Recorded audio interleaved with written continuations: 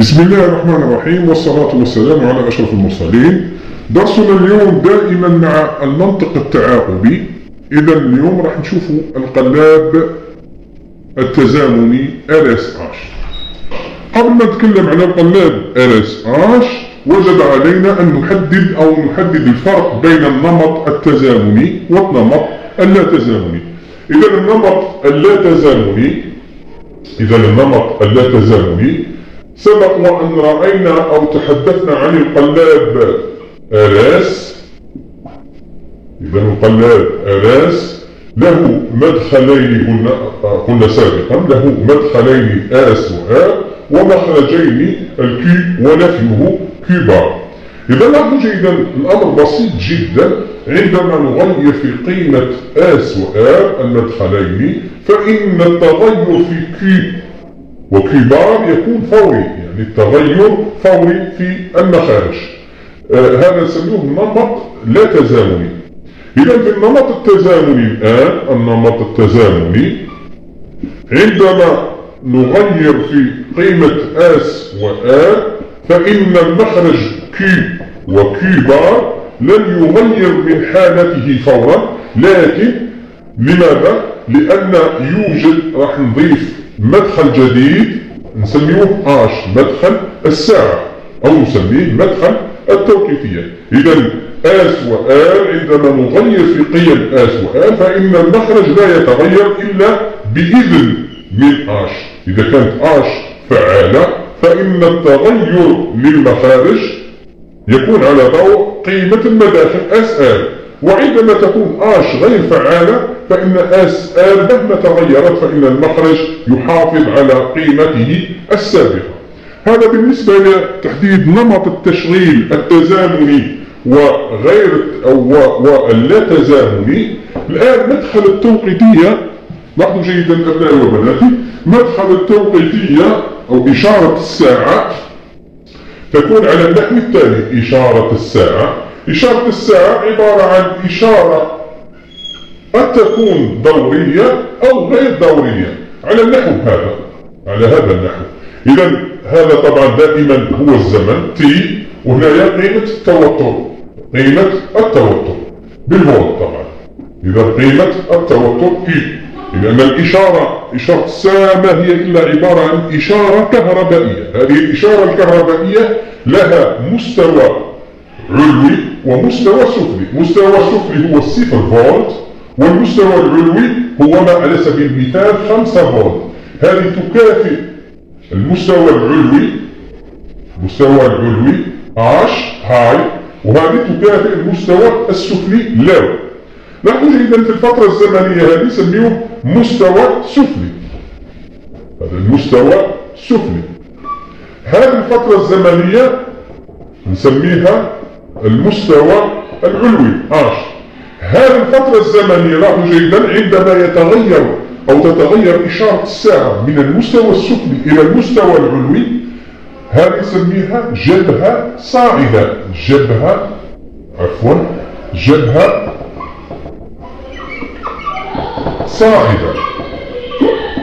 جبهة صاعدة.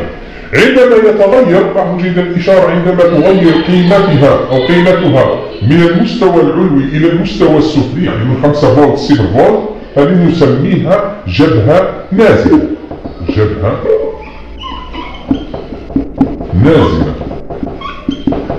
إذا لدينا 4 أنواع من التحكمات. يا إما تكون التوقيتية فعالة في المستوى السفلي، أو فعالة في المستوى العلوي، أو فعالة أثناء الجبهة الصاعدة فقط، أو فعالة أثناء الجبهة النازلة فقط. كما نذكر كذلك برموز مدخل التوقيتية. رمز المدخل يا إما نلقاه H أو نلقاه T، نجد أنه رمزه T أو CK. إذا في المراجع دائما راح نلقاه يا إما نلقاه H ولا T ولا CK. H هو horloge باللغة الأجنبية، T timer، و CK clock فقط. هذا بالنسبة لرموز الساعة أو رموز التوقيتية. الآن نشوف نمط تأثير الساعة. نمط تأثير الساعة. إذا لاحظوا جيدا، إذا كان هذه عبارة عن دارة منطقية، ووجدنا أن الساعة آش بهذا الشكل على هذا الرمز، هنا التحكم أو الآش فعال على المستوى العلوي. إذا هنا فعال، آش فعال في المستوى العلوي، المستوى العلوي. إذا كان لقينا الرمز هذا، لاحظوا جيدا، الرمز هذا آش فعال في المستوى السفلي. إذا وجدنا الرمز هذا، الرمز آش فعال على الجبهة الصاعدة،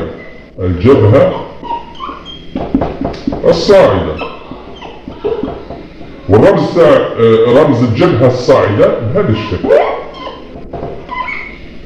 وممكن نلقى رمز الجبهة الصاعدة في الجداول الحقيقة، في جداول التشغيل، نلقاه بهذا الشكل أو بهذا الشكل. الآن إذا كان وجدنا الآن هذا الرمز،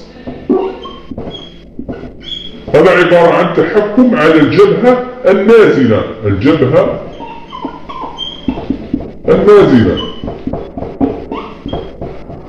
إذا الجبهة النازلة راح نجد الرمز لهذا النوع من التحكم جبهة نازلة، هذا الرمز، وممكن نلقاها على شكل سهم إلى الأسفل. إذا هذا بالنسبة لنمط تأثير الساعة في الدارات المنطقية التزامنية، مثل القلابات اللي راح نشوفوهم بالترتيب إن شاء الله. الآن راح نشوفوا ما هي أهمية النمط التزامني. إذا أهمية النمط التزامني، نعطي مثال. لدينا على سبيل المثال عدة دارات منطقية. إذا هذه دارة منطقية، 2 3، إذا 3 دارات منطقية. لاحظوا جيدا، لو نقوم بجمع الإشارة آش لهذه الدارات، والآن نلاحظوا أن الدارات 3 وممكن أكثر من 3 دارات، على سبيل المثال دارات كثيرة. إذا هذه الدارات لن تكون حساسة للمداخل، أي أنها لا تغير حالة مخارجها إلا بتفعيل آش. لاحظوا جيدا، ممكن الدارات الأولى والثانية والثالثة والرابعة وهكذا نخليها تغير من حالتها في آن واحد. عندما نفعل الآش فإن الدارات كلها تشتغل في آن واحد. إذا من أهميات النمط أو من أهمية النمط التزامني هو التنسيق بين مختلف دارات النظام. إذا الآن باستطاعتنا أن نمر إلى دراسة القلاب RS-H. إذا رمز القلاب RS-H، لاحظوا جيدا، هو نفس القلاب RS، فقط نضيف مدخل جديد نسميه H. إذا هذه Q بار، المخرج والمخرج المنفي. إذا بالإضافة إلى المدخلين S و A نضيف مدخل نسميه H. الآن سوف نقوم بدراسة هذا القلاب وفقا لجدول الحقيقة التالي. إذا لاحظوا جيدا، في جدول الحقيقة هذا لدينا المداخل H و S و A، والمخارج Q1 زائد 1 ونفيه Q1 زائد 1 بار. إذا لاحظوا جيدا، إذا كانت الآش مثلا غير فعالة، عندما تكون الآش غير فعالة فإنه مهما كانت قيمة S و A XX، يعني 0 0 1 0 0 1 1 1، فإن المخرج لا يستجيب إلى قيم R و S. وش يأخذ؟ يأخذ القيمة السابقة Q1 وهنا يأخذ طبعا كيان نفي. الآن لو فعلنا الآش على سبيل المثال، إذا كان الآش فعال على الجبهة الصاعدة نعطي جبهة صاعدة هكذا. إذا كان الآش فعال في هذه الحالة فإن مخرج القلاب في هذه الحالة يستجيب إلى تغيرات الآر والآس. إذا نمسح جميع الاحتمالات اللي هي 0 0 1 0 0 1 1 1. إذا هذه هي جميع الاحتمالات الممكنة للمدخلين اس وآر. لاحظوا جيدا في هذه الحالة التشغيل للقلاب LS H مثله مثل القلاب اللا تزامني SR عادي جدا. إذا هذه هي نسميها احتفاظ اللي هي QN، وهنايا نسميها الوضع في الواحد، وهنا نسميها أو هذه الحالة تعبر عن الوضع في الصفر، وهذه حالة عدم تعيين. نفس الشيء بالنسبة للQN هو فقط نفي الQN. إذا QN زائد 1 بار القيمة لهذا المخرج يساوي نفي القيمة هذه.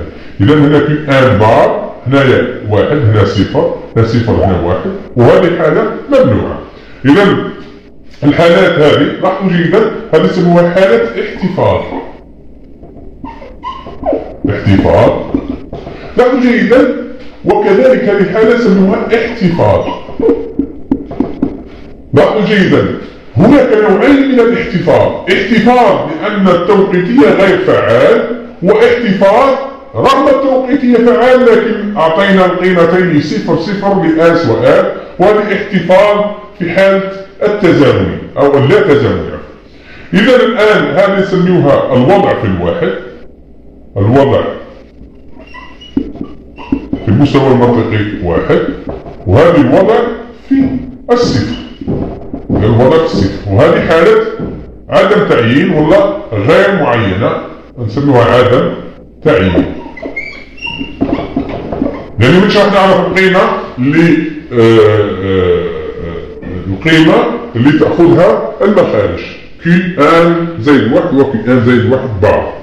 الآن نمر إلى رسم المخطط المنطقي للقلاب LS-H. لاحظوا جيدا المخطط المنطقي للقلاب LS-H فقط نرسم المخطط المنطقي للقلاب القلاب LS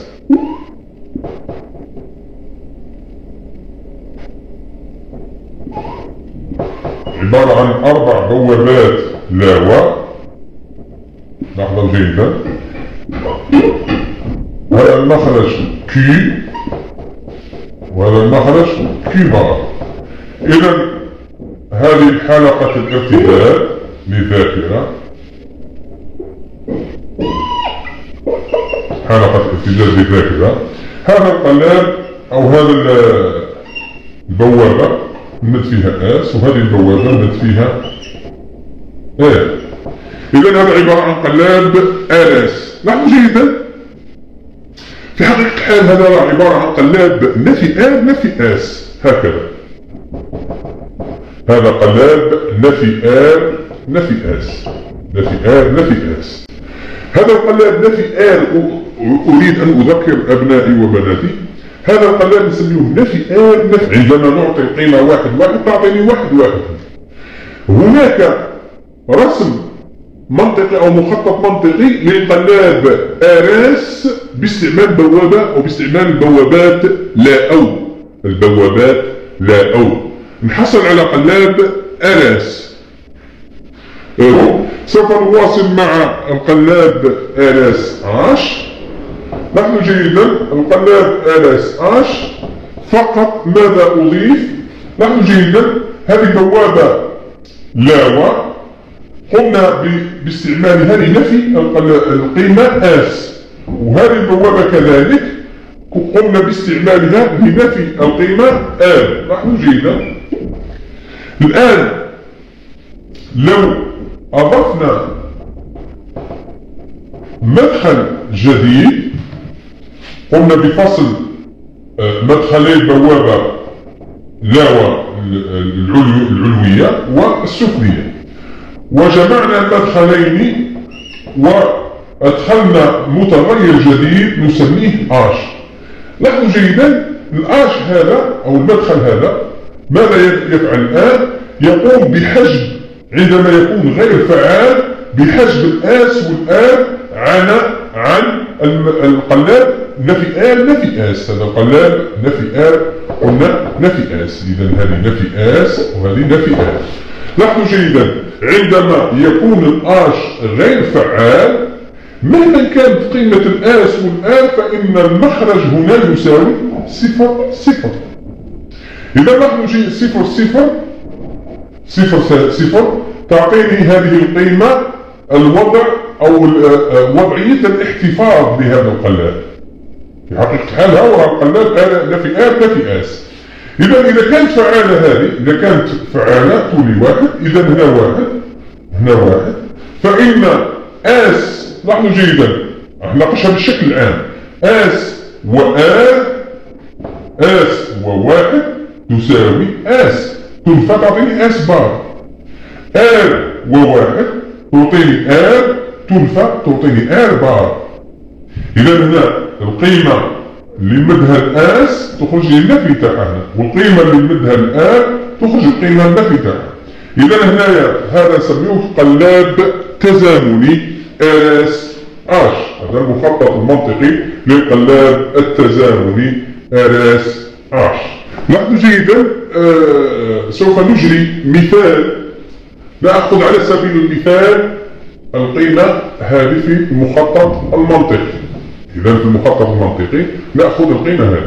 الآن نفرض أن القلاب آس آش هذا لديه القيمة في المخرج يساوي صفر. نطبق الآن هذه القيمة على المدخل آس يساوي واحد، آل يساوي صفر. الآن هذه الحالة هذه موجودة حالة مماثلة لها في هذه الحالة. هذه هنا عبارة عن 4 حالات مع آش غير فعال. إذا هنا قادر تكون هذه هنا إكس تساوي واحد والآل يساوي صفر. إذا لم نفعل الآش مثلا أعطيتها صفر منطقي، لم أفعل الآش في هذه الحالة. يعني ضربنا مثال بالجبهة الصاعدة، لكن هنا لاحظوا جيدا القلاب هذا يشتغل على المستوى العلوي أو الآش فعال في المستوى العلوي. إذا قادرين هنا نغير إشارة الساعة على حسب التطبيق أو المثال التطبيقي هذا راح تكون مستوى علوي هذا بهذا الشكل. إذا هنا إذا كان صفر منطقي إذا غير فعال الآش، وإذا كان مستوى علوي فعال يعني واحد منطقي. الآن الصفر لاحظوا جيدا أعطينا آش صفر منطقي اللي هي مستوى سفلي. إذا صفر راح يكون هنا وهنا. إذا نلاحظ هل قيمة المخرج صفر واحد تتغير إلى الوضع في الواحد أم لا؟ واحد وصفر صفر تنفى واحد، صفر وصفر صفر تنفى واحد. إذا نأخذ هذه القيمة اللي هي صفر في المخرج كي وواحد في المخرج كي بار. إذا واحد وواحد واحد تنفى صفر. إذا هذه القيمة كي بقي في القيمة صفر. الآن صفر وواحد صفر تنفى واحد. إذا القيمة من صفر واحد القيمة الوضع في الصفر قال في الوضع في الصفر. لا، لأن الآش ليس فعال. راح نلقاو حالة من الحالات هذه. الآن نفعل الآش. لاحظوا جيدا الأمر بسيط جدا. نفعل الآش نعطيها واحد منطقي. إذا راح يكون لي واحد منطقي هنا وواحد منطقي هنا. إذا واحد واحد. الآن واحد وواحد واحد ينفى صفر. الآن لحظة فقط هذا نعاودوهم. الآن واحد وصفر صفر ينفى واحد. إذا هنا خرجت لي صفر واحد. الآن نأتي بالقيمة الارتدادية في الحلقة الارتدادية. هنا صفر وهنايا واحد. صفر وواحد صفر تنفى واحد. إذا الصفر انقلب وأصبح واحد. إذا نقول أن القلاب قلب القيمة صفر أصبحت واحد. الآن صفر وواحد، صفر تنفى واحد. إذا كان واحد يقول لي شيخ هيا ما تبدلتش قاعدة واحد، أي نعم قاعدة واحد، لكن لفترة زمنية قصيرة جدا. لماذا؟ لأن الواحد هذا سوف عندما هذه البوابة لاوى تغير القيمة في المخرج من صفر إلى واحد، الواحد هذا راح يجي يصبح هذا المدخل يساوي واحد. إذا واحد وواحد تساوي واحد تنفى صفر. إذا القيمة هنا لا تغير حالتها في الفور أو فورا. إذا من واحد بقيت واحد فترة زمنية قصيرة جدا ثم أصبحت صفر. والآن يقول لي واحد كذلك الشيخ الصفر سوف يأتي إلى هنا. نعم يأتي صفر هنا. صفر وصفر صفر ينفى واحد. الآن واحد وواحد واحد ينفى صفر، وتستقر حالة الخروج في واحد صفر اللي هي الوضع في الواحد. إذا تستقر حالة الخروج في الواحد كي يساوي الواحد وهي الوضع في الواحد. إذا هذا بالنسبة لإجراء مثال من جدول الحقيقة نطبقه على المخطط المنطقي للدارة أو دارة القلاب آلاس عاش. فوجدنا أن القلاب يستجيب للمداخل آس وآ اللي هو الوضع في الواحد على سبيل المثال عندما تكون آش فعالة. إذا نشوف المخطط الزمني هذا لاحظوا جيدا. إذا المخطط الزمني دائما وأبدا أجد أن التلاميذ يتعقدون منه، لديهم عقدة ضد إنجاز المخطط الزمني. لماذا؟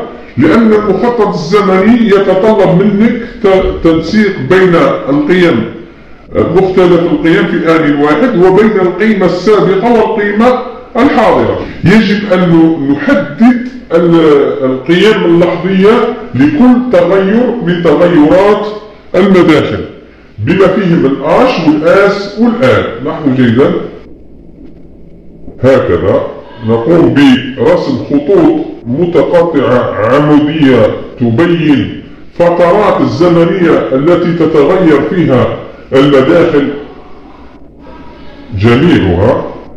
إذا ندرس هذا المخطط الزمني بطريقة بسيطة جدا. لاحظوا جيدا الآن نفرض أن قيمة المخرج Q1 أو Q كانت في الصفر منطقي هكذا. الآن لاحظوا جيدا الآس تغير إلى الواحد منطقي، الآن بصفر منطقي، وهذه الحالة وش نقول لها؟ نقول عن هذه الحالة هي الوضع في الواحد. إذا المفروض يطلع لي هذا يولي لي يصبح واحد منطقي. لا، لم يصبح واحد منطقي. لماذا؟ لأن الآش لم يصبح فعال بعد. إذا الآش على سبيل المثال فعال في المستوى العلوي. بما أن آش لم يصبح أو لم يصبح فعال بعد فإن المخرج يبقى على حالته السابقة. وقلنا فيما سبق أن هذه الحالة هي احتفاظ على مستوى آش.